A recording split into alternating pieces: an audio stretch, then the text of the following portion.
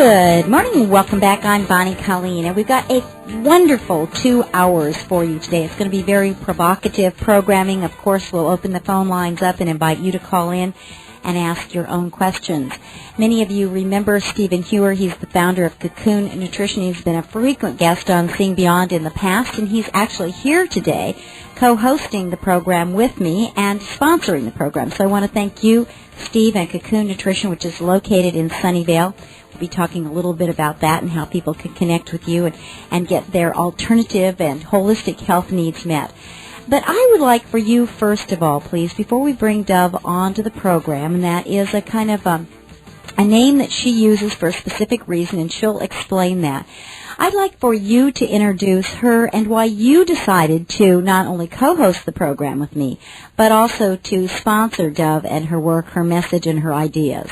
Sure. It's long been a passion of mine to understand the subject of the Founding Fathers in our country and what they intended, the kind of design of government that everyone in America was intentionally to be self-governing, and that we would govern ourselves based upon certain broad principles, and that you could do whatever you want so long as you hurt no one else and nobody else's property, and you were civil about things. And this was the founding and the simplistic definition of the Constitution, and then your right to life, liberty, and the pursuit of happiness could actually come out of that foundation. And today, what we have is something 180 degrees opposite of that, in which people are ruled through fear and intimidation, military and police force. And what Dove's going to share with us today is so inspiring, because there are people within government who want us to get back to the original design, and there have been plans that have been made to do so, and she knows she's an authority on this subject, on a law that was passed. It's been, in its acronym, it's pronounced NESARA, and what she can share today can fill us with hope and make us so that we can work with our government and let them know that we would like this particular law enacted. So it's my honor to sponsor her on your show and have her share this vital subject. Don and I have had very little chance to talk ahead of the program, just enough to explain to her that I needed some information about herself, her background, and about NESARA, so that I could do a good job here of highlighting her and her work. You have, of course, talked with her before, and we're going to be highlighting the work that she does. And let me just formally introduce you, Dove. It's good to have you here on the program with us. Thank you very much. Glad to be here. Why don't you first of all explain why you use the name Dove and why you're not using your actual name? Okay.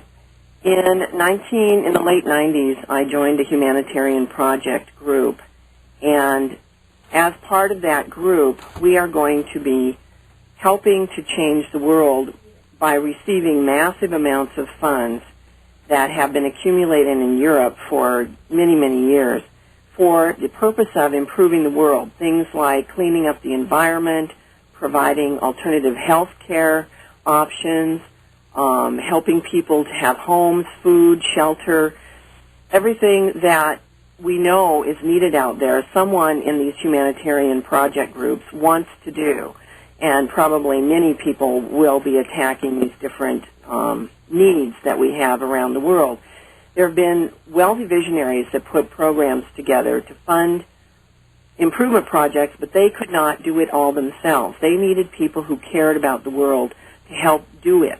And so they actually had people go out and recruit others who wanted to help improve the world and who had an alternative view of what was needed in the world.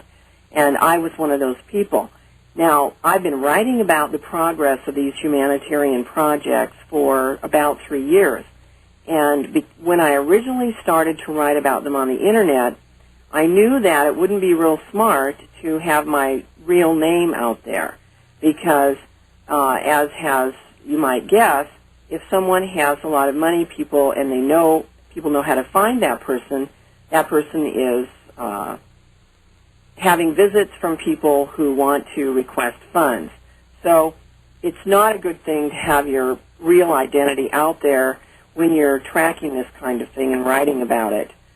We will have ways for people to give us their ideas about what needs to be done.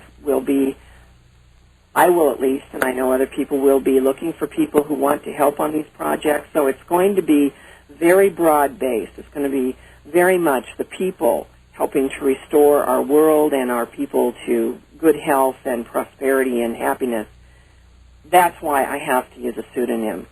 And Deb, I want to more formally introduce you and let people know a little bit about your background. Dove holds a bachelor's in business administration from City University in Bellevue, Washington, and a bachelor's in social sciences from Washington State University in Pullman, Washington. Her education and 20 years experience in business and large computer systems give her insights into some of the complexities of the NESARA, and that is an acronym, NESARA, stands for the National Economic Security Act. So that's given her insights into some of the complexities of NESARA preparations and activities. She has a history of activism in supporting alternative health options, world peace, and a return to the Constitution. Why don't we start there, Deb? We've got so much to cover, and that's why I'm so grateful to Stephen Hewer for sponsoring you on for the full 2 hours. And again, I will be opening up the phone lines and certainly inviting Seeing Beyond listeners to ask their own questions of you a little bit later. What do you mean by return to the Constitution, and why is that important in your eyes? Well, it's very important. Very few people really understand that Franklin Delano Roosevelt took us out of the Constitution in 1933. He made a small change in one of the War Powers Acts that essentially made the people the enemy of the country. And there are many War Powers Acts, by the way. People don't understand. I don't have the exact name of that one in front of me. But he made a small change, and it took us out of constitutional law. We have not been in constitutional law since that point. And we can look at our laws, and we can look at how invasive the government has become in our lives, and how, especially in the last 2 years, of course, with the Bush regime, how we are not being allowed to live our Bill of Rights. We do not have our constitutional law protection. And there's a tremendous amount of government interference in everything we do, in our personal lives, in tracking us, in our business, in our bank accounts, all kinds of places. So returning to constitutional law takes all of that government interference out of our lives, and it's going to be a massive improvement. I can only imagine how relieved people will be when they finally realize what this does for them. It also makes our government be cleaned up. We have a tremendous amount of corruption in our government, in our banking system, in our legal system. All of these will be changed, and the people who are bringing this to us have very concrete activities and plans that will be carried out after NESARA is announced to clean up all of this corruption. Does that answer your question? Yeah, it does. And so what you're saying is we're going to be coming back more to the way that our forefathers envisioned the country? Exactly. We'll be going back to constitutional law, which is based on common law, which, as Stephen said earlier, is based on you have the right to do what you wish to do as long as you do not harm anyone else or their property, and you are acting, as he said, with some civility. There's a tremendous amount of latitude to live a uncomplicated and free life under common law and constitutional law that is not available to us today. We're looked over in every respect in our lives. Even now the government can get into your medical records and everything else. And that all will be totally null and void. The judges and law enforcement people, after NESARA is announced, will go to education seminars. They will be re-educated about how to deal with constitutional law. And what the statutory law we have now, almost all of that is going to be removed because it does not meet constitutional law requirements. So there's going to be a great re-education right after NESARA is announced. And then we will have tremendous amounts of education on television and radio as well that will help the citizenry to understand what constitutional law really is and what their rights are. The entire Bill of Rights will be restored, and some of the amendments to the Constitution will be removed.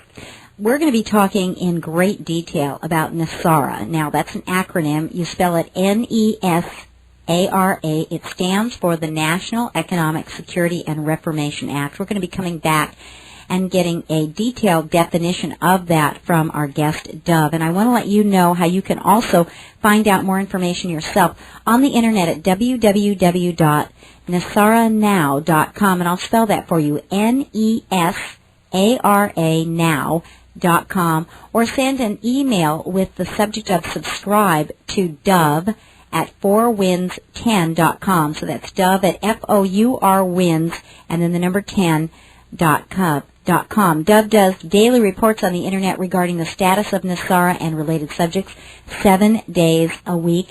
And all of her radio interviews are being made available on the Internet, and also you can find them by going to www.nesaranow.com. We've got lots more in this provocative programming. I'm glad you're with us.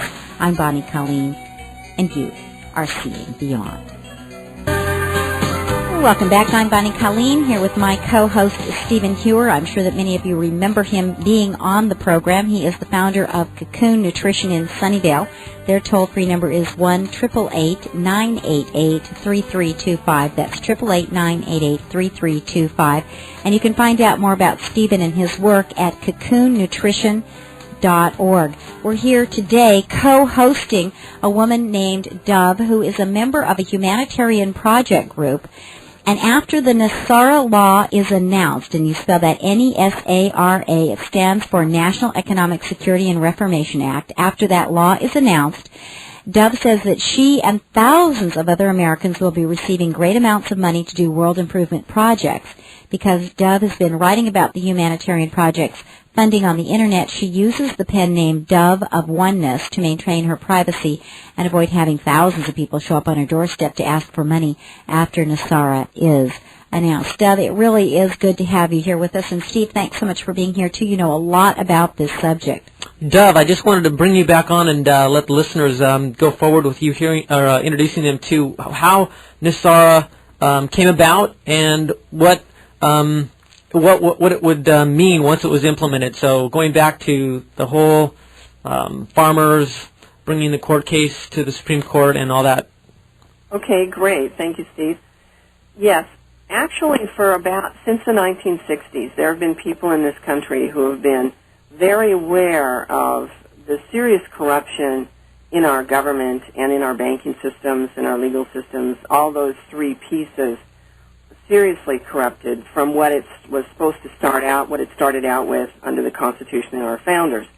And the Farmers Union is a loose-knit group of independent farmers who in the 60s were having a lot of foreclosures. I'm sure we all remember that Willie Nelson has been doing Farm Aid concerts for years to help the farmers to try to save their farms. And even before Willie stepped in, these farmers were having tremendous numbers of foreclosures.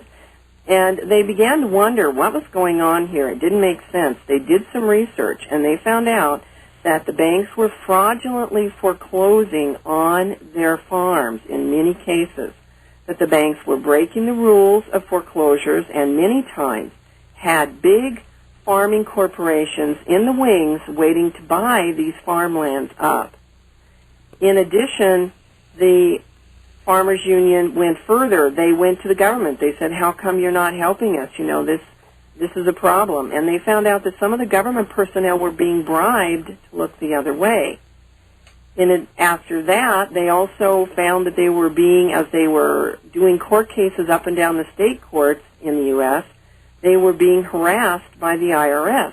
And they found out that farmers who were supporting these court cases and carrying these court cases forward were being targeted by the IRS to be harassed, to try to slow them down, try to dissuade them from doing these court cases. So then the farmers investigated the IRS, and they found people who had done the research that proved that the IRS amendment had never been ratified by the states. And in fact, the Secretary of State of the United States at the time that this was supposedly ratified had flat out lied. And they had, at the government level, at the federal level, they had actually manufactured paperwork in this Secretary of State's department, and with the help of certain other states, to try to pretend to have false documentation that they presented as real, that the amendment for the income tax amendment had ever been passed, but in fact it never was ratified by the states. So this all came out eventually. It took from the 1960s up through to 1993 for the Farmers Union to get their case in front of the U.S. Supreme Court.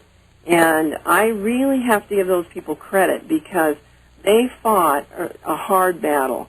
There were times when they had to retreat and kind of regather their resources and then go at it again. So for roughly 30 years, these people fought this battle, and most of us didn't know about it. When they got to the Supreme Court, they presented their evidence, and they also had some additional evidence by that time. They'd been doing a lot of research, a lot of contacts. People had come forward, and one of them was a retired CIA agent who came into court with documentation and proof that what they were alleging was true. He had actually been an agent who'd been put on light duty and put into a documentation warehouse, and he found all kinds of documentation that supported what the farmers were alleging in their lawsuits against the federal government and the banking system, the Federal Reserve banking system. So that then brought the judges a great deal of proof, as well as the proof was brought into court that the IRS amendment had never been properly ratified. And in early 1993, the justices made the unanimous decision that the Farmers Union was correct, that the government had colluded in fraud with the banking system and the foreclosures by the banking system, and that the IRS amendment had never been ratified, and therefore they had a great deal of things they had to deal with to implement their rulings. And what do you know, have you ever heard about how the U.S. Supreme Court actually goes about implementing their rulings? No. Okay. Well, I hadn't either. So in researching this, what I learned is that when the U.S. Supreme Court does make a ruling, they appoint one or more justices to carry out, to develop steps, concrete steps that carry out the rulings.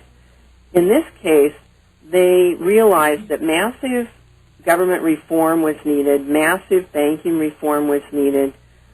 They determined that the Federal Reserve fiat banking system, which fiat money is money that's not backed by anything, and it's based on fractional banking, and that was not constitutional. They determined that the banks owed the people remedies. They owed them financial remedies because of this massive amount of fraud that had been done for many years, and that we needed to change our banking system to a U.S. Treasury bank system and not the Federal Reserve banking system. Deb, could you expand on that subject momentarily, since a lot of people don't know the origins of our money and our national debt? I think that's really important. Yes, very good. Actually, a lot of people are maybe not aware of who owns the Federal Reserve, but I called the office of Representative Ron Paul. I and a friend researched this in October, and his staffer, Norm Singleton, told us that the Federal Reserve is owned by 12 private and public corporations. Now, the reason I called Representative Ron Paul, U.S. Congressman Ron Paul, is because he has a bill that he introduced in September to abolish the Federal Reserve. The Federal Reserve is a private corporation. It's not part of the U.S. government. It never has been. And it takes the lion's share of our income tax money as payment on a debt that is basically a rigged kind of debt. It's a setup. The Federal Reserve charges the U.S. government fees and interest in order to put out the money, to distribute the money and run the banking system. But those fees and interest cause a large part of our national deficit. That's a large part of the deficit that the government's always talking about. They don't ever tell you, or very rarely do they ever tell anyone or publish where all of this so-called debt is actually owed, but it's mainly owed to the Federal Reserve. And what the Federal Reserve does then is that they buy the debt from the government. It's a very circular kind of system that's designed to keep us in perpetual debt. We would never get out of debt with the Federal Reserve banking system. Never. The country would just go deeper and deeper into debt. So, Deb, we have about 3 minutes before we need to take a break. What then would be the difference if we went to a U.S. Treasury system rather than the Federal Reserve? Well, with the U.S. Treasury system, number one, we have new currency coming out. It's already been printed. It's sitting on shelves waiting to come out. It's backed by precious metals. And it takes us away. There's no charging, as one of the congressmen said, the U.S. government rents its money. There's no charging from the U.S. Treasury bank system for doing our banking system. It just takes care of it like it was constitutionally supposed to do from the very beginning. So that entire national debt thing goes away immediately. Well, I think something that you mentioned is vitally important, and that is that this new currency would be backed up by precious metals. So it really does mean something. It really does have measurable value. Right. And Greenspan, surprisingly enough, wrote his doctoral thesis on a monetary system backed by precious metals and or gold. Most people think of it as the gold standard. And he is a large proponent of this, and he helped to write this part of the NESARA law. And it's surprising that he has kept this other system going, but he has stayed there to make sure that this new system got put in place. And he's a very dedicated man. In fact, he started out as a libertarian. Most people don't know that. So this will change everything. We will have gold, silver, and platinum backing our new U.S. Treasury currency. And that will make our money worth something and stop the inflation almost totally. Now, you say will. We're talking about the future tense, and yet I know because of the materials that you have sent to me that much of what you're talking about you feel is imminent. What do you mean by imminent? It could be literally any day that they announce NESARA. And most of the preparation is done. There are times when interferences show up that have to be taken care of before it can be announced. And there are certain timings that the people in charge of doing this look for, certain things that are beneficial to the timing of the announcement. And we're in one of those windows. One of the things that I can guarantee people is that if this does happen, we're going to have lots and lots of changes. Now, the interesting thing is that the year 2003, when you add those numbers together, 2 plus 0 plus 0 plus 3 equals 5, and any of you out there listening who know numerology know that the number 5 is all about change, change, change, and change. Well, you know, that is the one thing that we can count on. I think this is a very provocative, intriguing, and I know you'll want to call in topic for the close of the year 2002 and the beginning of a whole new year heralded by change. We're here today with Dove, and again, you can find out more about her and her work at www.nesaranow.com. Let me spell that for you. It's NESARA now.com. She does daily reports on the Internet regarding the status of NESARA and related subjects. She does that 7 days a week. And I'm here with Stephen Hewer, co-hosting the program. You can find out more about him and his work at cocoonnutrition.org. Well, one thing we know is if this does happen, there's going to be a lot of change. But what exactly does Dove see happening? It's going to preview that. That's next, right here on Seeing Beyond. Stephen Hewer of Cocoon Nutrition, and I am interviewing Dove, and you can email her and communicate with her yourself personally at dove@fourwinds10.com. That's dove at fourwinds, then the number 10.com. Deb, it's really good to have you here with us. And, I mean, we've got reams and reams of information and tons that we can talk about. But I want to really get to the point here because people want, I mean, we're at the hinge point of a brand new year. My listeners want to know what's going to happen next. And they're asking seers and prophets and clairvoyants and numerologists and astrologers and all of that. about the future. You have some real keys to that. What would you say would be the 3 most important, significant changes if this NESARA law were to come into effect the beginning of 2003? How would it change my listeners' lives on a daily basis? Okay. Well, the main things that NESARA gives us, right off the bat, the IRS is abolished. The instant that NESARA is announced, the IRS will cease to collect taxes. Wait a minute, I was always taught growing up that the 2 things you could count on are death and taxes. Neither of those are going to be true in the next few years. We are, I'll just say this, I want to get back to this later because yours is the right kind of venue for me to talk about this.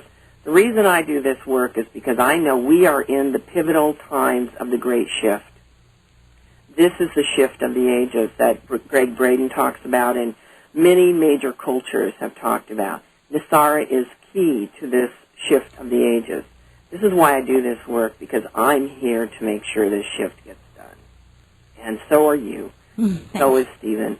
Many of us are here to make sure this gets done. So let's talk about that later, about the spiritual aspect of this, because there is one.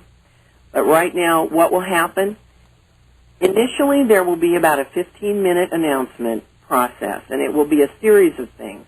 The first thing is that we will see part of the NESARA law announced. We will see the resignation speeches of Bush and Cheney. We will then have our NESARA designates sworn in, and they will discuss the major points of NESARA, which is that the IRS is immediately terminating its tax collection activities. It will only do refunds, and it will be closed entirely by midsummer. That there will be debt forgiveness immediately, bank debt forgiveness. All credit card accounts that are issued by U.S. banks will be zeroed out immediately, as well as there will be forgiveness of mortgage debt and or relief of mortgage debt. Essentially, it depends on when your mortgage was taken out. You'll either have outright forgiveness or there's a plan to pay off your mortgage for you in a short amount of time. And that will be something that American citizens will apply for. Also, there will be all bank debt, loans, and things of that type will be either forgiven or relieved. And the relieved is basically that the bank and or mortgage company goes through a process to create revenue that will be a new kind of revenue creation process coming in with NESARA that hasn't been allowed in this country for 80 years or something like that. But how will we go through this shift? How will we go through this transition? How will various agencies and support groups be funded if we're not paying taxes and if the banks are forgiving our debt or at least lessening it? Very good. There's actually in NESARA the creation of a national sales tax on new non-essential items only. So I call it kind of a luxury tax, although that's not exactly correct. It gives you a better flavor for it. Used items are not taxed by this national sales tax because NESARA really encourages recycling, tremendously encourages recycling, to take responsible care of our assets and our resources. The new sales tax will be applied to things like jewelry, new clothes, things of that sort, new cars.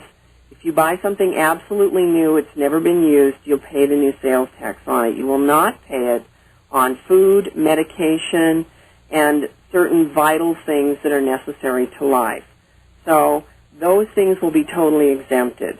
So this is how we will have our income revenue to support the government. Now, the government is going to become smaller, but there will, and definitely the military spending will be reduced, which I'm very happy about, because we're going to have peace declared. Immediately in the first few minutes of the NESARA announcement, peace will be declared by the NESARA president-designate, as well as the debt forgiveness, the new U.S. Treasury bank backed by precious metals, and the fact that the Federal Reserve is being absorbed as far as facilities and buildings and people into the Treasury system, but we are through with the Federal Reserve notes and that banking system, that regulation, all their regulations and so on. Well, what I heard you say earlier, too, Dove, is that the Federal Reserve is charging the government so much money. That will all, of course, be done away with, as will this huge military budget. There are people out there, good-hearted Americans, who truly believe that we've got huge threats out there from them. And the thems could be in Korea, they could be in Iraq, they could be just about any place, but there are us, they're the us'ns, and then there are the thems. How do you answer something like that? I mean, what happens about that big, huge threat, maybe even atomic or biological warfare that so many people are afraid of? Well, there's a couple of things about that. Number one, it is true, Virginia, there are conspiracies. And I will give you my definition of a conspiracy. I have worked at the highest levels with the highest levels of people in business corporations. I've sat in on executive meetings, and I have seen how executives make decisions. And basically what a conspiracy is it's a business decision that affects you that you are not notified about, nor are you allowed to give your input. It is a business decision to accomplish some goals that a certain business or organization is intending to accomplish, and it may well be to your detriment, but you are not informed about it, nor are you allowed to have any input or, in many cases, to make any changes. It sounds like my father's reincarnated. Well, that's what a conspiracy is, folks. And so get off the idea that it's not real. It's very real, and corporations do it every day. And I have sat in large corporation meetings and heard these things, these decisions made. In our case, what we have are oil corporations who run this country.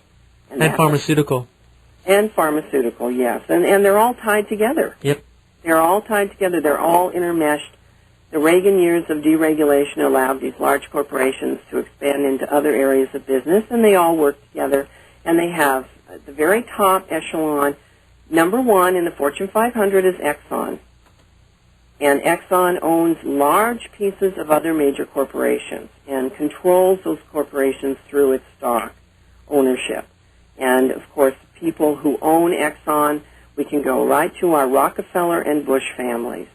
Now, I will tell you flat out, there were no Arabs involved in 9/11. None whatsoever. And the people who are bringing us NESARA have absolute proof of that. Dove, why don't you expand upon the actual divisions within government that exist, that where there's this group that wants the implementation, there's the existing entrenched system that continues to want to rule by intimidation and fear, and what all of us are familiar with, and then what actually was trying to be accomplished at the time of 9/11, and these factions that arose their ugly heads to try and stop it. Well, I'm going to just use a term that I have borrowed from big business, from the Wall Street Journal and other big business reporting about how I call the people who are bringing this to us. I call the people who are bringing us NESARA the White Knights. They have another name for themselves, but it's kind of a stuffy name, so I don't use it. I like the term White Knights because, again, with my business background, I am familiar that White Knights in the world of big business, hostile takeovers, when a vulnerable company is being threatened with takeover by another company that they do not want to be part of, they look for a White Knight, corporation or person. A White Knight or corporation or person is a wealthy entity that can come to the rescue of a vulnerable company and either buy into that company or somehow prop them up so they are not being taken over by the hostile corporation that wants to buy them and maybe tear them apart and sell their assets, that kind of thing. So that's where I got my term, the White Knights. And the White Knights very definitely are rescuing our country from a hostile takeover. We did not have an election in 2000. We had a hostile takeover. That's what we had. And the White Knights started with the U.S. Supreme Court justices in 1993 who ruled in favor of the Farmers Union claims. And they then had to determine how to make their rulings happen and how to abolish the IRS, how to forgive credit card, mortgage, and other debts, how to get a U.S. Treasury bank system and precious metals-backed currency going, how to restore constitutional law, what to do about getting rid of the corruption in the government and Congress.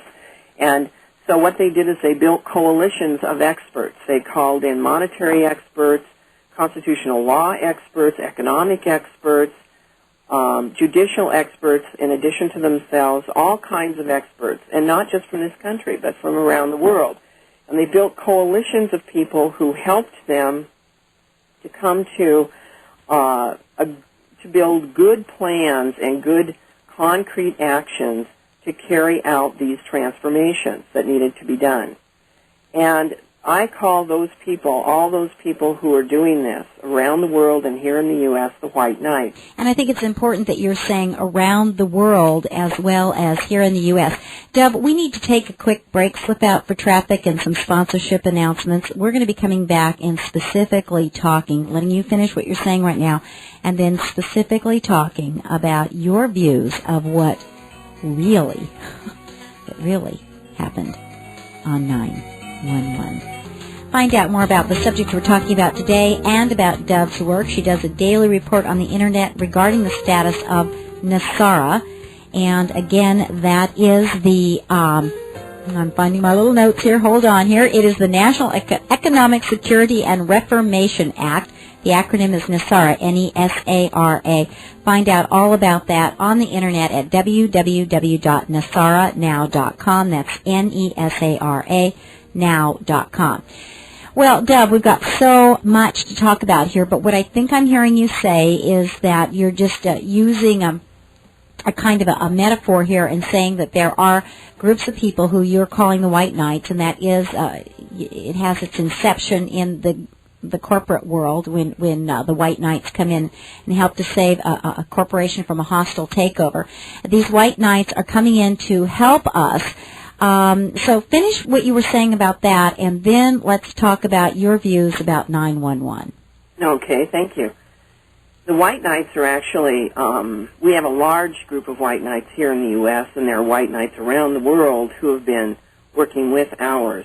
They are people in our judicial system, in government, in the military. We probably have 50,000 or more people in the military who are involved with what I call the White Knight military units that will be doing a lot of support work for NESARA when it's announced. There's a lot of things that need to happen, such as there need to be White Knights that go out and do some overseeing of the IRS closures of their different offices. They need to make sure that people are properly closing down those facilities. And a lot of other things that probably it's not safe for me to say as far as what they'll be doing, but they'll be good things for the country in terms of getting the new banking system put together and functioning and so on.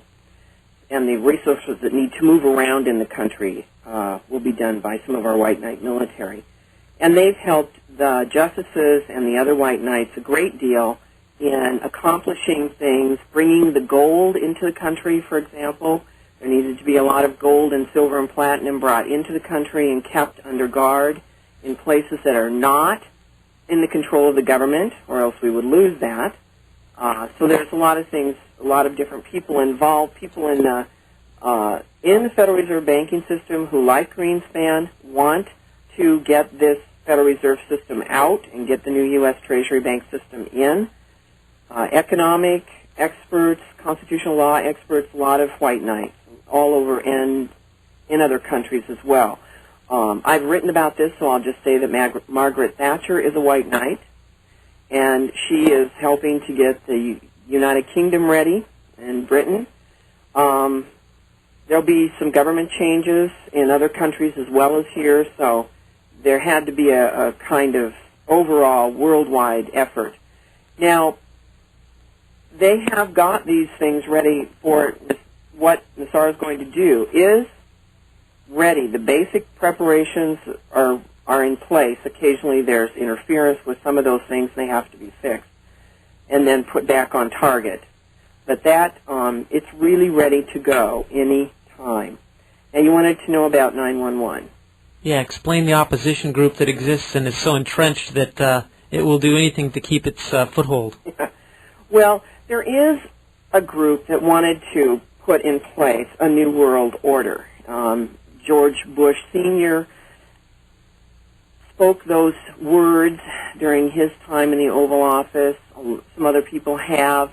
There was an effort by Clinton to get Congress in the fall of 2000 to pass a resolution that would sign over the sovereignty of the U.S. to the UN. There was a real push in the year 2000 to get the New World Order process moving. And that, of course, got stopped. But the Bushes and the Rockefellers are very big players in the New World Order, and they always have been. And Bush Sr.'s father helped to, and the Rockefellers through Chase Manhattan, and Bush Sr.'s father through his bank in New England that he was involved in helped to fund Hitler. These people are not good Americans. They're globalists, and they have the plan of having just a few hundred people control the entire world. That's the New World Order plan. That was has been attempting to push forward for years, as most of us are aware of, or at least anyone paying attention to the alternative news. And in August of NESARA, I should mention, completely does away with that. There's no, once NESARA is announced, that New World Order thing is dead. Its head is cut off. Yippee. Pardon? I said yippee. Yeah, it's gone. It's over with. And they know that. They very much know that. And the Rockefellers and the Bushes and their friends up in the northeast part of the country especially, who have been supporting this elitist rulership of the world, have been fighting NESARA. And in August, NESARA was passed, I should say, secretly passed in March 2000 and signed into law on October 10th, 2000. And those were, by Clinton, it was signed. Those were things that were done to help move NESARA into position before the elections in 2000. Unfortunately, due to some betrayals by key people, it was not moved into place. So it's been working. The White Knights have been working to get NESARA announced now for a couple of years. And in August of 2001, they were making major, major headway. They were pushing forward on all fronts, getting the banking side of things straightened around, getting the Congress side of things. The congressional members have to resign within 72 hours of NESARA being announced.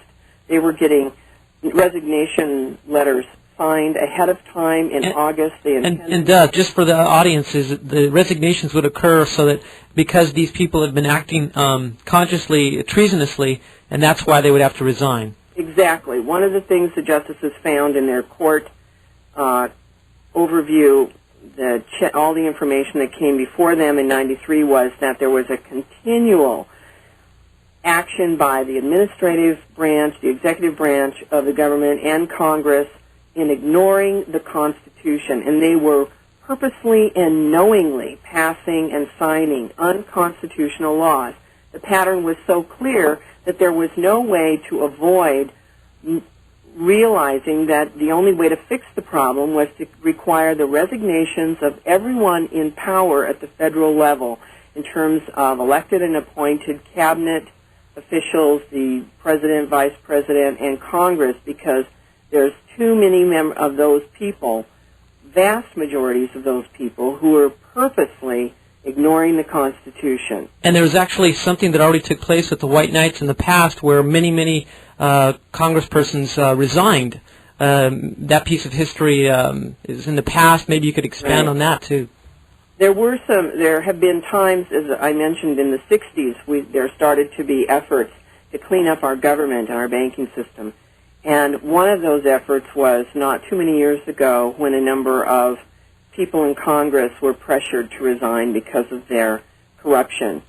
And what NESARA does is it requires a complete clean sweep of Congress and our top federal officials and we have a temporary designate, president-designate, vice president-designate, and designate cabinet that will come in and hold the reins until the U.S. public is educated, and then we'll have new elections. Well, let's take a break at that point, because there's so much more to discuss here, and then at 8:15 I'll be opening up the phone lines, and certainly encouraging you, Seeing Beyond listeners, to call in and talk about this intriguing subject.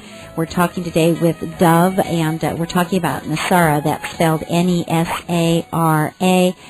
It is the National Economic Security and Reformation Act. She is feeling like it's going to come into place soon, perhaps even the beginning of the year 2003, will change just about every aspect of our lives. So we've got a lot more. I told you this would be a provocative program.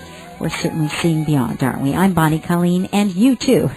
Yes, you are seeing beyond.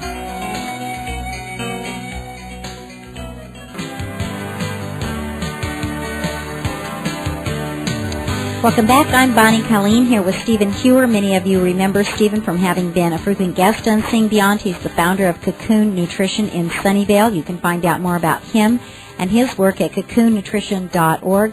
Stephen and I are co-hosting the program today, and Cocoon Nutrition is a special sponsor of the program, and Steve is bringing to the Seeing Beyond audience Dove. That is the name that she is choosing to use. She's talking with us today about the National Economic Security and Reformation Act, known as NESARA. She's a member of a humanitarian project group, and after the NESARA law is announced, Dove says that she and thousands of other Americans will be receiving great amounts of money to do world improvement projects. Because she's been writing under the about the humanitarian projects funding on the Internet, she uses the pen name Dove of Oneness to maintain her privacy and avoid having thousands of people show up on her doorstep to ask for money after NESARA is announced. Importantly, I think Dove has been in the business world. She holds a bachelor's in business administration from City University in Bellevue, Washington, and a bachelor's in social sciences from Washington State University in Pullman, Washington. Her education and 20 years experience in business and large computer systems gives her insights into some of the complexities of the NESARA preparation activities. Dove has a history of activism in supporting alternative health options, world peace, and return to the Constitution. And again, you can find out more about her and her work at www.nesaranow.com, Nesara now.com. Stephen, I'm so glad that you are sponsoring 2 hours, because even 2 hours is way too short to get out all of the information that Dove wants to impart to Seeing Beyond listeners. So I've got some kind of agenda items here. First of all, and foremost of all, this is a kind of an unusual program for Seeing Beyond, but I do want to open up the phone lines at 8:15 and invite Seeing Beyond listeners to call in.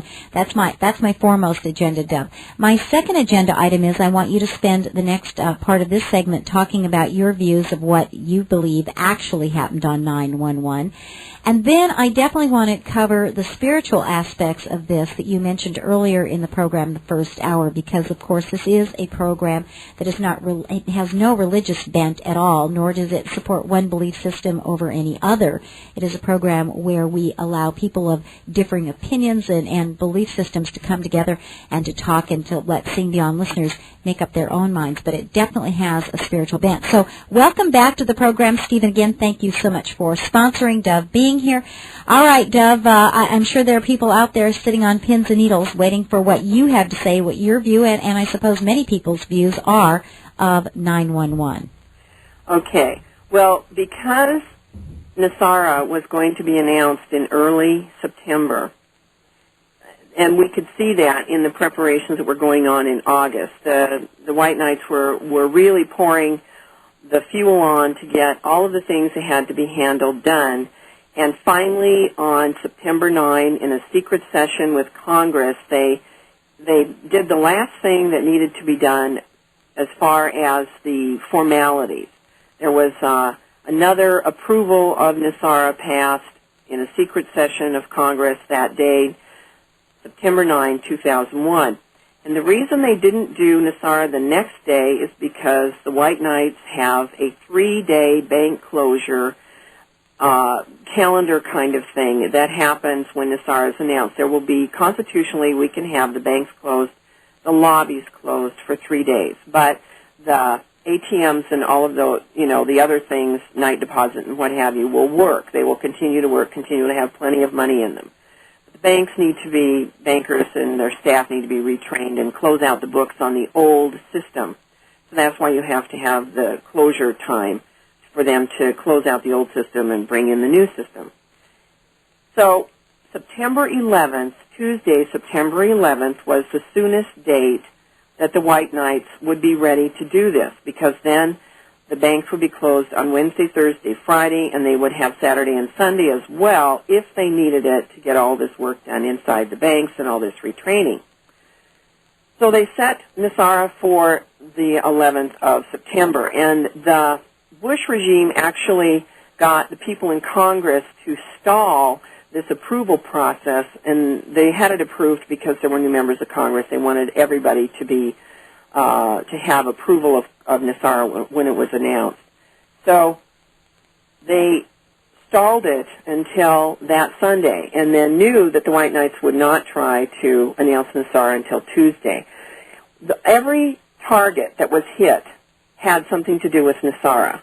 The Tower 1 of the WTC, the World Trade Center, had an international banking computer center in the first and second floors of it, which were supposed to send out new data to all U.S. banks to load them and get them ready for the U.S. Treasury bank system. That was supposed to happen at 9 a.m. Eastern. They were supposed to start downloading that data into the U.S. banks. And in addition, the place in Pennsylvania, that was a target. And there was actually a circle drawn on the ground that was shown in the first few news coverages of that location. That was not an accident. There is something underground there that was key to the changing over of the banking system. I'm not allowed to tell you what's there because they're repairing it and they're going to use it in the future, so I can't tell you what it is. But there is a target under there, and the plane impact did enough damage to cause problems with that resource. The Pentagon, the exact place that was blown up, and there was not a Boeing commercial airplane that flew into the Pentagon. It was a small white plane loaded with explosives that was remotely flown into the Pentagon to blow up the Naval Center, the U.S. Navy's communication center that was supposed to be coordinating all the military support of NESARA and all the things that the military would be doing, moving gold around and that kind of thing after NESARA is announced. That communication center was blown up. That's why that part of the Pentagon was hit. And there were 3 levels of Pentagon defense that were turned off from the inside. And I have direct information that a woman who worked in that area was told not to come into work on Tuesday. On Monday she was there, September 10th, and her boss told her, do not come into work tomorrow, and whatever you do, don't go to the World Trade Center.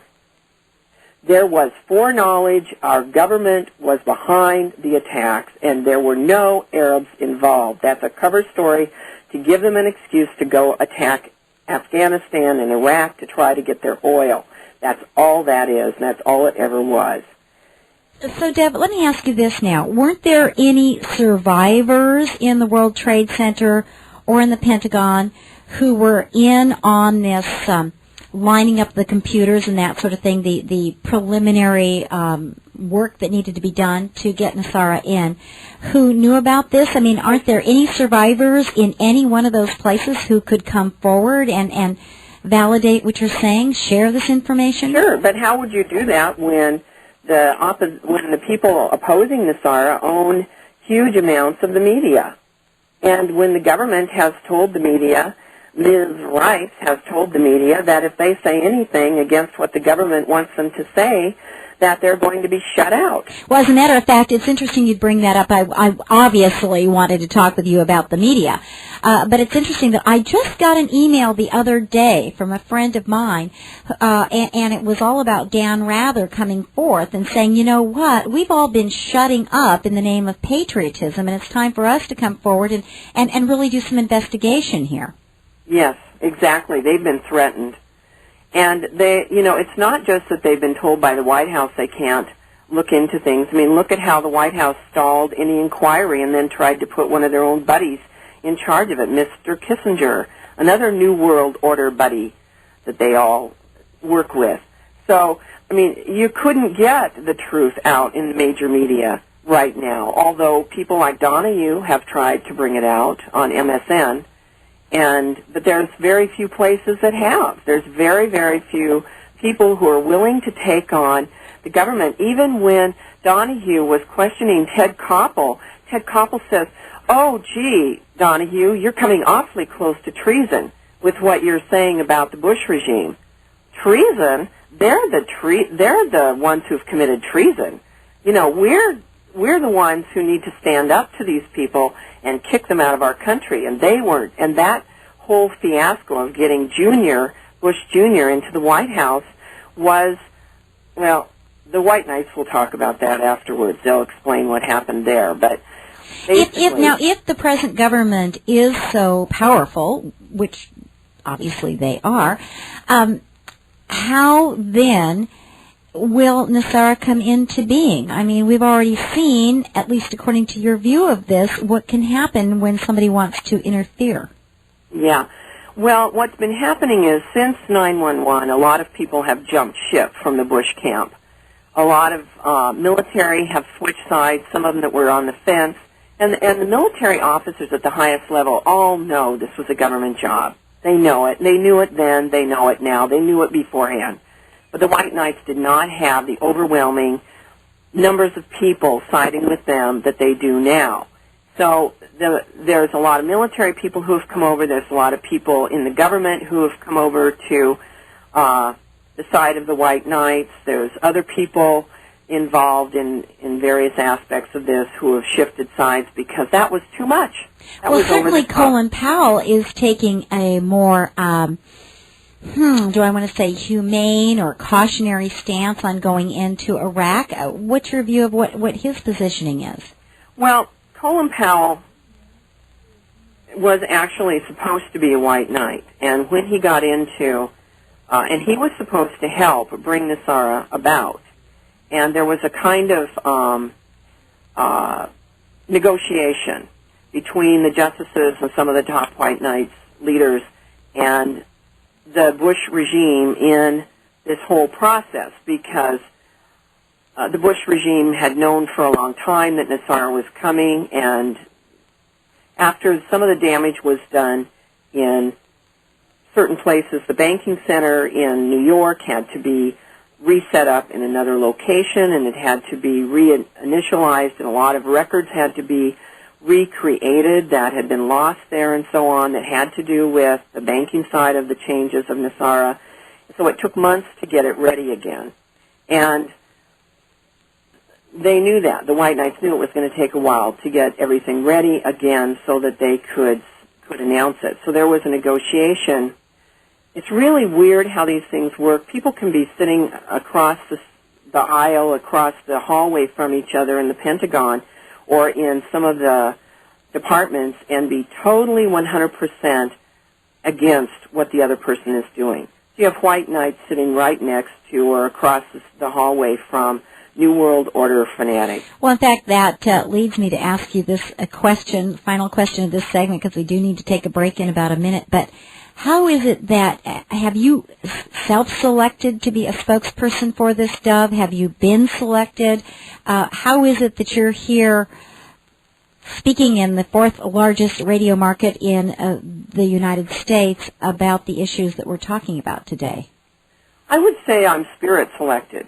You know, I woke up from a 1993 near-death experience with a whole different understanding of life and what I was supposed to do here. And when I learned about NESARA in my activities of tracing what was going on with the humanitarian projects, I was literally, my codes were turned on. You know, I knew I was supposed to be doing this. I was supposed to be carrying this information. And the White Knights I have White Knight contacts who have supported me in getting the word out in the manner that I'm doing it and helping to build support for NESARA to be announced, and also for them to see that there are a lot of people who support NESARA and want to get it announced. So I have to say I was selected by Spirit. That's the way I live my life. Welcome back. I'm Bonnie Colleen. It is your turn to talk to our guest today. Steve Hewer is co-hosting Dove, and we're asking her our own questions, but certainly do invite your calls at 415-543-TALK. That's 415-543-TALK. All right, this is Jennifer in Oakland. Hi, Jennifer. Welcome to the program. Good morning, and thank you for doing this. This is wonderful. I certainly hope all of this comes to pass, because the government that we've been experiencing certainly isn't one that's been of, for, and by the people for a very, very long time. I have two questions. I can hear the emotion in your voice around that. This is just, it really strikes, it cuts to my heart. It really does. At the beginning of the program, you mentioned that Washington changed something within the Bill of Rights, and I wondered if you could elaborate on exactly what that was. And I also have a question about the Federal Reserve. How, when, and why did that come into being? Okay, well, actually it was FDR in 1933 changed a few words in the War Powers Act, in one of the War Powers Acts, that made the people of this country the enemy of the government. And we have been not under constitutional law, we've been under a form of military law since then. I don't want to say martial law, because that implies that you have soldiers on streets with guns in their hands, and we don't have that. And we will avoid having that. However, he did make, and he was one of the groups, I mean, he comes from the families that are into this world domination thing. And so he did that as part of his service to an entirely different master.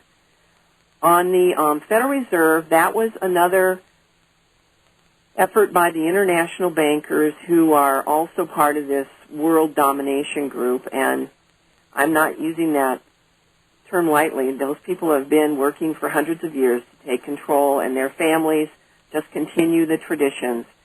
The international bankers wanted to get the wealth of the U.S. and to have control of the U.S. wealth, which is mainly stored through banks and through property. And so they arranged for the Federal Reserve Act to be passed in a very questionable way in the middle of the night during the Christmas break of Congress in 1913, I think it was. And that was strictly for the international bankers to gain control of our country's wealth. And the Rothschild family is well known as being an international banking family. Baron Rothschild said it very well. I don't care who controls the government. If I control the banks, I control the country. So that's what that was about.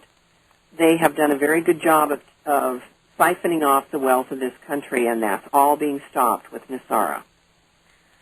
Does that answer your question? Yes, it does. Thanks for calling in, Jennifer. And you can do something to help.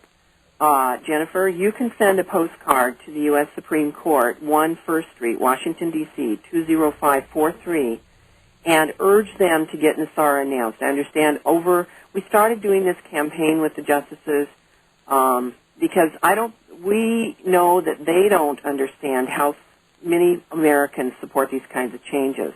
They are constantly being told by the politicians in D.C. that this isn't going to fly and Americans aren't going to like it and blah, blah, blah. And that's not true at all. And, Dove, is all of Congress on board with this? There's a few dozen that are good people. The rest of Congress has committed treason, and there's evidence that they have. And so they have passed the NESARA law because they were given a choice. You will either pass the law or you'll be arrested for treason.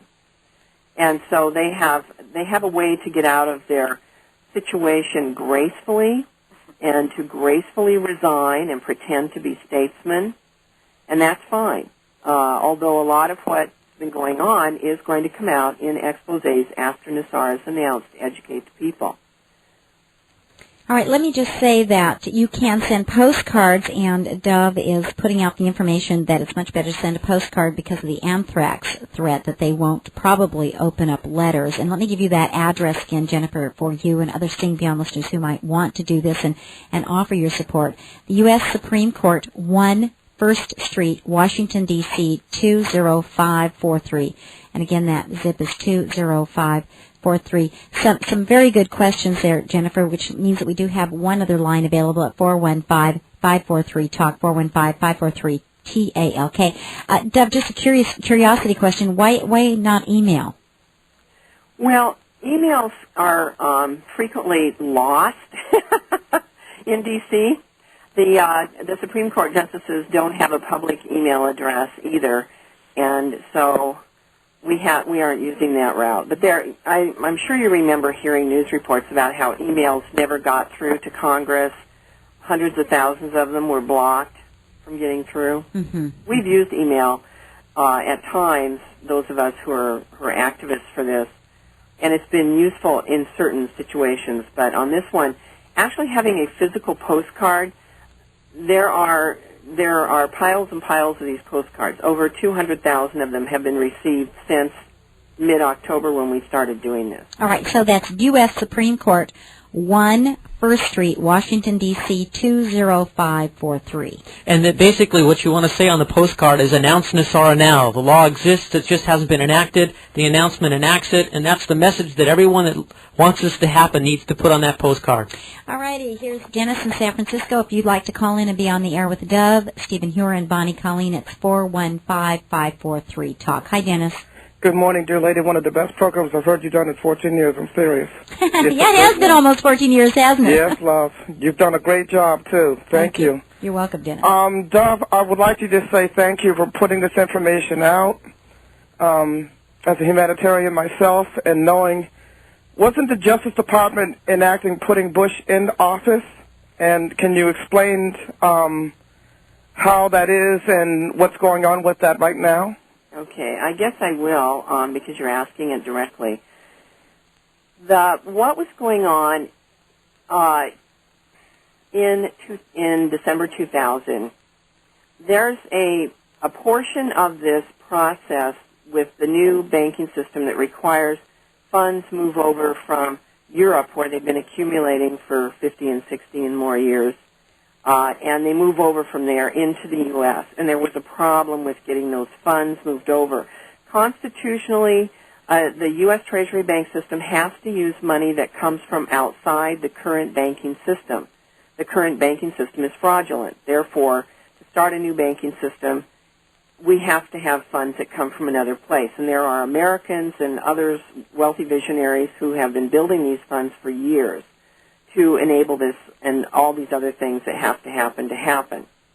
So there was a problem with getting those funds over, and there was going to be a time frame of some months, and the justices knew this because they're involved with this part of it. They're involved with all parts of getting this whole NESARA law implemented. So they also were being, I'll just have to say it, they were being threatened by the Bushes. The Bush regime, remember in the Florida recount when a bunch of young rowdies, so-called Republicans, kind of attacked one of the recount centers? Do you remember that? Yes, I do. Well, the Bushes used that as an example of what they would cause. They were threatening civil war.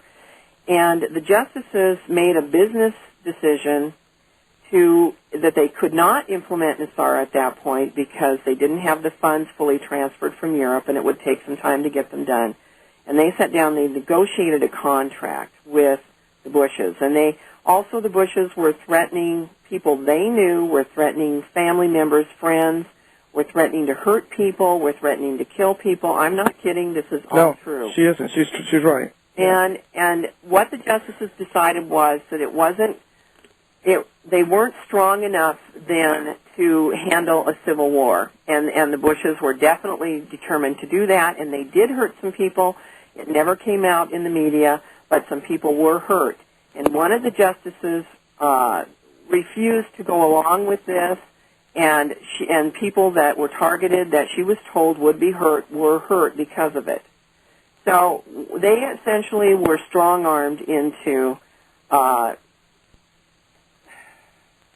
selecting Junior. Okay. And it was a 6-month contract, and it was a signed contract, and Junior was supposed to step down within or after 6 months.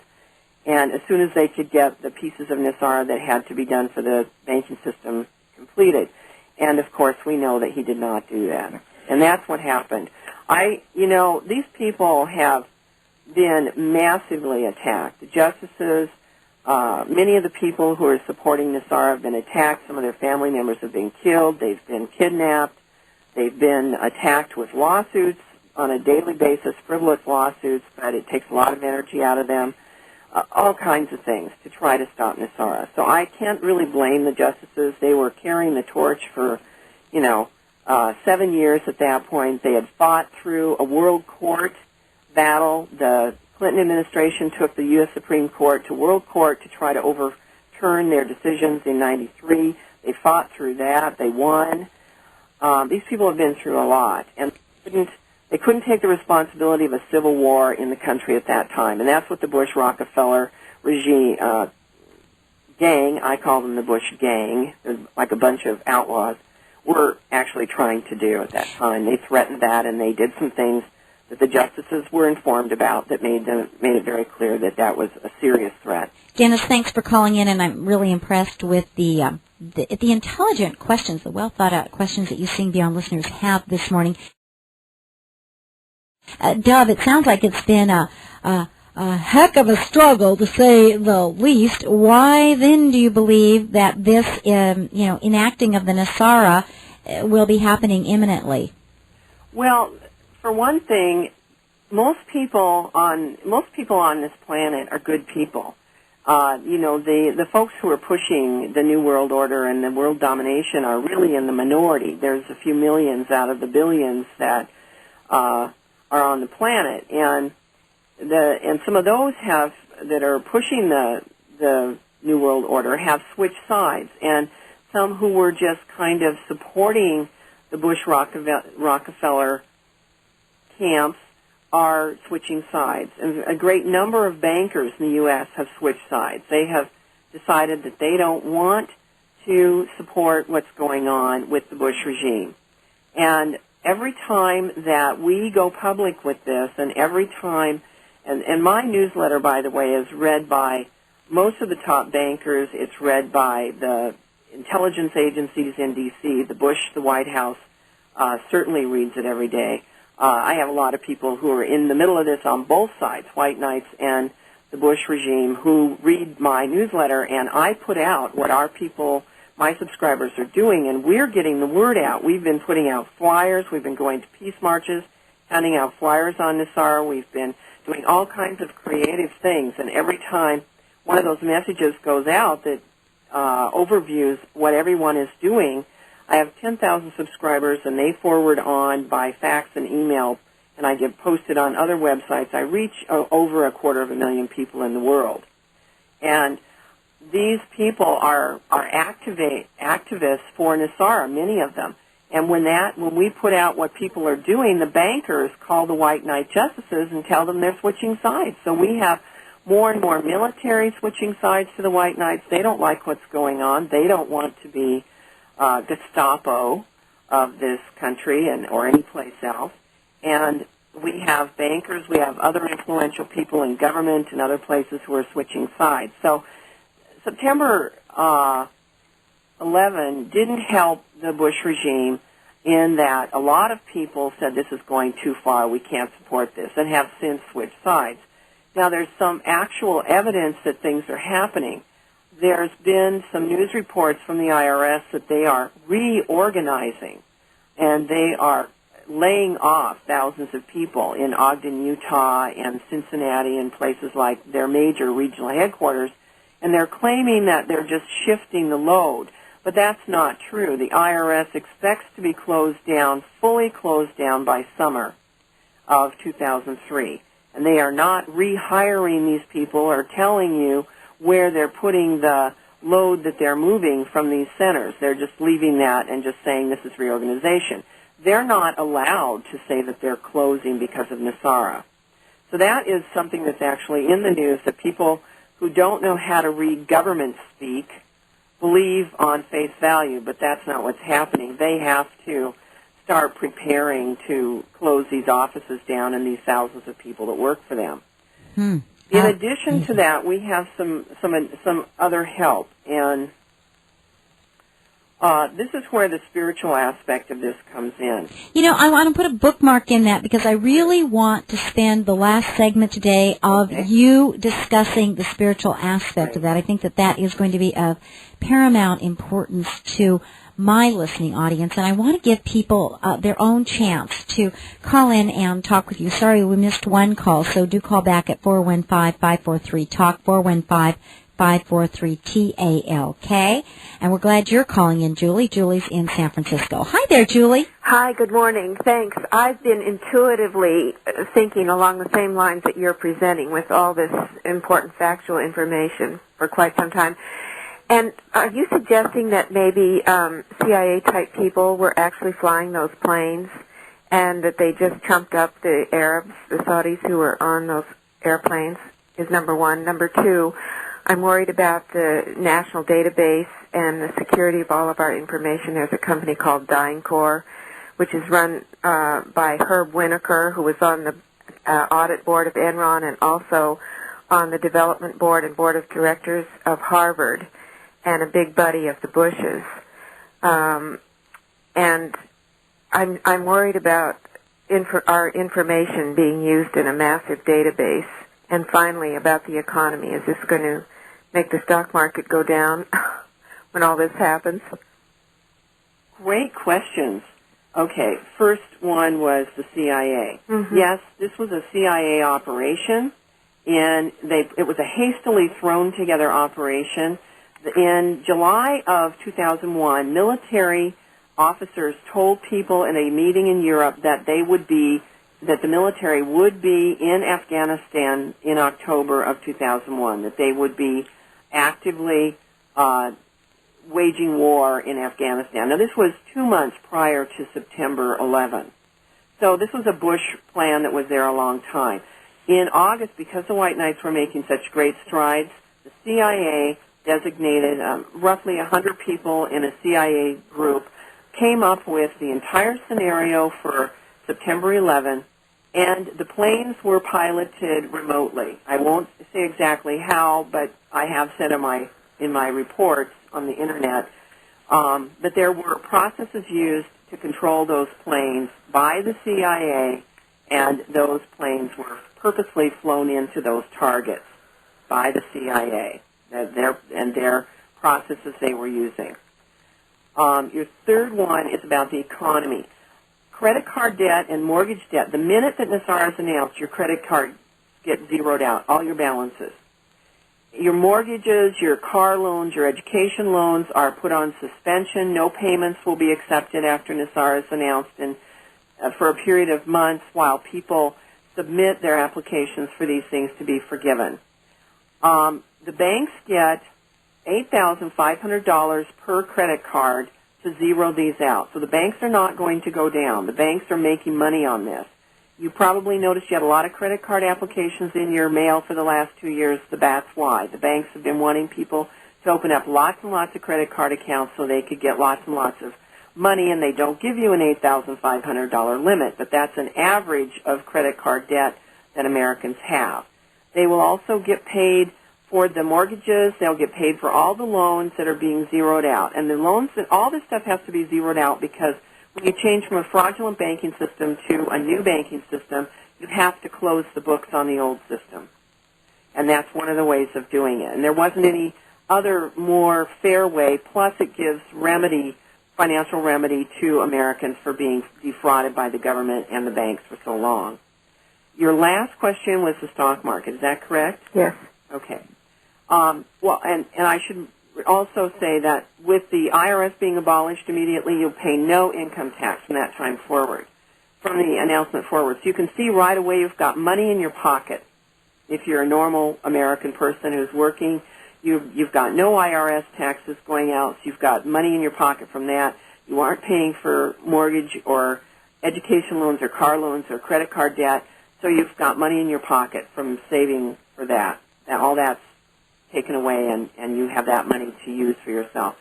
On the stock market will be closed for a short time while we get educated about the new economic and monetary system, and the stock market values are being protected. So the White Knights have been very careful to build a protection plan. They know people have their retirement and other things in the stock market. The stock market values will be protected, and they'll come out. There's going to be a whole shift in the values of our economy and how things are priced and so on. That's part of going to the gold standard, and that will all be explained. But what will happen is people's stock market investments are protected. They will stay protected. So you're not going to lose anything there. What we're going to have is a great celebration because we're going to have more money in our pockets. And what about the databases that are being developed? Yes, that is going to be dismantled, and the information will be destroyed. And so will all the other things that the government has been tracking us on. They have no business doing that under constitutional law. And there are many, many, many changes in the snooping of the government. Much of that, almost all of it is going to be totally removed. Julie, thanks for calling in. Some very good questions. Finish that thought. We need to go to traffic. Sure. I'm just going to say the only time the bank can ever ask you a question about your money after NESARA is if they think it's counterfeit. Other than that, it's none of their business. Thanks for being here, Deb. When we come back, we're going to be talking about your views of the spiritual aspects of everything that we've been talking about. Glad you're with us. I'm Bonnie Colleen. You are Seeing Beyond. Time for Mitch and our traffic. Oh, welcome back. I'm Bonnie Colleen. We're talking about NESARA, and that stands for, it's an acronym for the National Economic Security and Reformation Act. NESARA. Find out more about it on the internet at www.nesaranow.com. Do remember that Dove, our guest, does a daily report on the internet regarding the status of NESARA and related subjects at 7 days a week. And again, that's nesaranow.com. She also has all radio interviews made available on that website. And if you'd like to email her, her address is dove@4winds10.com. That's dove@4, F-O-U-R, wins, W-I-N-D-S, 10, the number 10.com. And again, I want to thank Stephen Hewer of Cocoon Nutrition for promoting this program, for sponsoring it. And you can find out more about him and his work with holistic medicine at www.cocoonnutrition.org. Well, Dove, you said something that really got my attention very near the beginning of our programming, and that was that all of the work that you're doing and the information that you're being given and the work of the White Knights, et cetera, is really spirit-driven. At least that's my understanding of what you said, but it's your story. Please fill us in about what you meant. Okay. Well, a lot of different cultures and religions and spiritual understandings mark this time in history as an important time, as a time when something big is going to happen. And we know from quantum physics that we have potential futures. We have more than one future that we can choose from. It's something that we've learned about getting away from the linear point of view that there's only something that happens and then something happens after that, but instead what we're finding out, and what other cultures have known for a long time, including some of the early Christian writings and many of the Eastern philosophies and Indian philosophies, is that there's multiple options that we have. And one of the reasons I do my work is because I'm influencing people to choose the potential future, the option that includes having NESARA announced and all of these great and uplifting transformations. And we're in that time frame where we are making the change from one age, which the Tibetans call the Kali Yuga, to the new age of whatever we're going to end up choosing. And I know we're going to choose the uplifting path. This is my knowing. I'm absolutely positive of it. And we have a lot of help in getting this done. There are ascended masters who are actually helping nuts and bolts, helping with this process. One of them was very instrumental in getting the United States created, and that is the Ascended Master Saint Germain. Now, most people think that Ascended Masters sit on a cloud somewhere and send love and maybe some information. That's not all that they do. Certainly they do that, but I have learned from our white knight naval military people that the Ascended Masters actually sit in meetings with the leaders of this country, with the leaders of other countries, with major banking leaders, and they talk about the changes that need to be done and what needs to be done.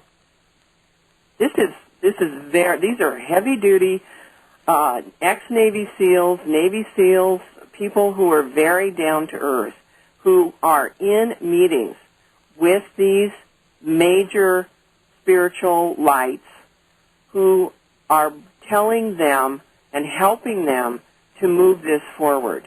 This is the time of change on this planet. It's the time to leave the age of darkness, the Kali Yuga, the age of darkness, and come to the age of enlightenment.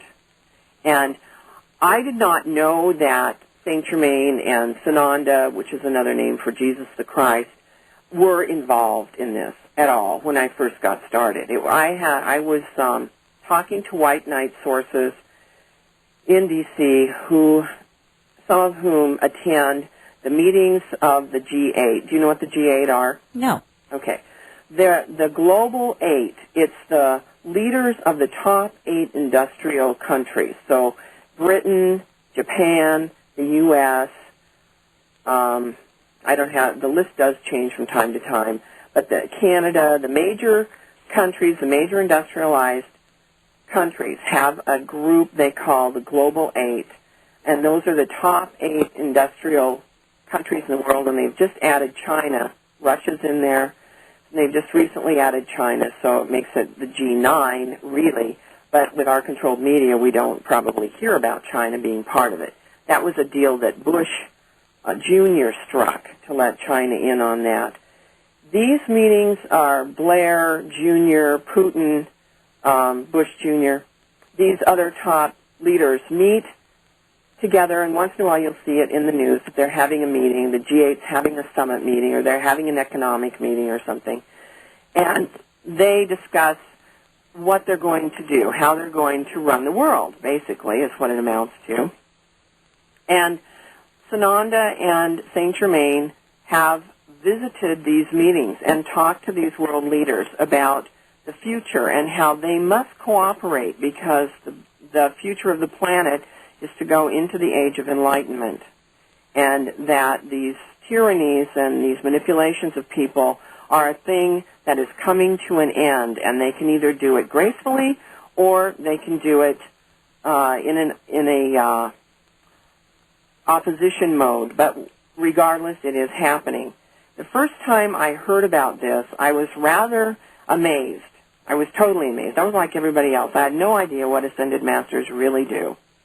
And I was hearing about a meeting that was during the Clinton administration.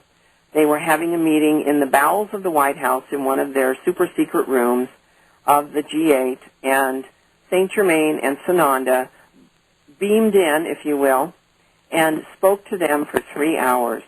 And our white knight in the White House recounted this meeting to us, and how initially when they came in, some of the guards kind of went for their guns, and a voice said, if you try to do that, you'll be annihilated immediately.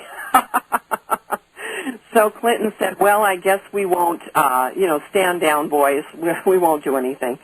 And then they listened to Sananda and Saint Germain talk to them about the future of the planet and what needed to happen and what their parts in it were supposed to be, and how they had choices they could make about how this would go for them personally.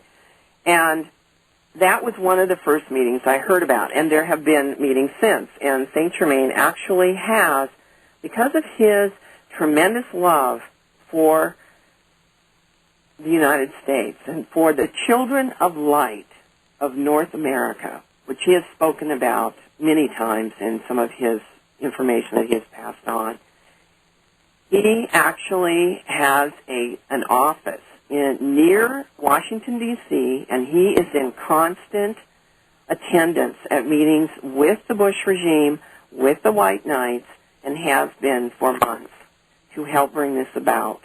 He has worked very hard with inspiring the writers of the NESARA law. Sananda is also supporting this. The United States was always the dream of St. Germain, and to have a nation of enlightened beings was always his dream. And he's worked very hard to make this happen here. And he is also the God of freedom. He's known as the God of freedom, and so he was actually present when the Bill of Rights and the Constitution were being put together, and made a very important speech when the Founding Fathers were faltering at the last minute signing the Declaration of Independence. He appeared in a locked room and spoke to them and encouraged them to sign it, and they did. So he has been involved all along.